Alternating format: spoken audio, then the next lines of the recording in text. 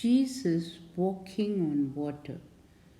The New Testament Bible story of Jesus walking on water is one of the most widely told narratives and key miracles of Jesus. The episode occurs shortly after another miracle, the feeding of the 5,000. This event convinced the 12 disciples that Jesus indeed the living Son of God. After feeding the 5,000, Jesus Christ sent his disciples on ahead of him in a boat to across the Sea of Galilee. Several hours later, in the night, the disciples encountered a storm that frightened them. Then they witnessed Jesus walking towards them across the surface of the water, and their fear turned to terror because they believed they were seeing a ghost, as recounted in Matthew verse 27. Jesus told them, "Take courage, it is I, don't be afraid." Peter replied, "Lord, if it is you, tell me to come to you on the water." And Jesus invited Peter to do exactly that. Peter jumped out of the boat and began walking on the water toward Jesus. But the moment he took his eyes off Jesus, Peter saw nothing but the wind and waves, and he started to sink. Peter cried out to the Lord, and Jesus immediately reached out his hand to catch him. As Jesus and Peter climbed into the boat together, the storm ceased. After witnessing this miracle, the disciples worshipped Jesus, saying, "Truly, you are the Son of the God."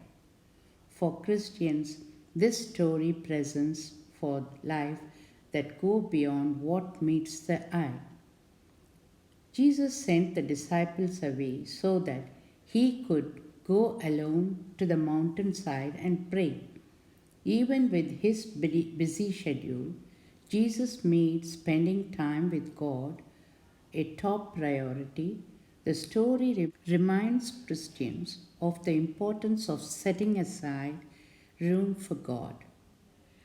The next we see is recognizing the Lord. Even though the disciples had been with Jesus for a long time, they didn't recognize him as he approached in the storm. This reminds us that they may not recognize the Lord when he comes to them in the middle of their personal difficulties. The third point, what we see in the story, is keeping focused on Jesus. Peter did not begin to sink until he started looking around at the wind and waves.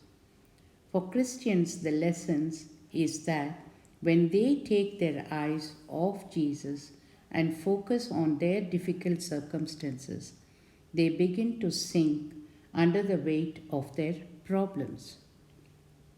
The next, what we observe is restoring faith. When Peter left the boat, he started with good intentions, but his faith faltered. Nevertheless, Peter's leap of faith did not end in failure, but in his fear, he cried out to the Lord, knowing that Jesus was the only one who could help him. Peter's experience reminds us that a lapse of faith is merely a lapse, that the Lord is still there for believers when they call for him. Finally, we see the calming of the storm with Jesus. When Jesus climbed into the boat, the storm ceased. Believers can rest assured that what and when they have Jesus in their boat, he will calm the storm and waters. In the same way, we can be rest assured that God is there to hold us up in our difficulties and problems. Thank you. Thank you for watching.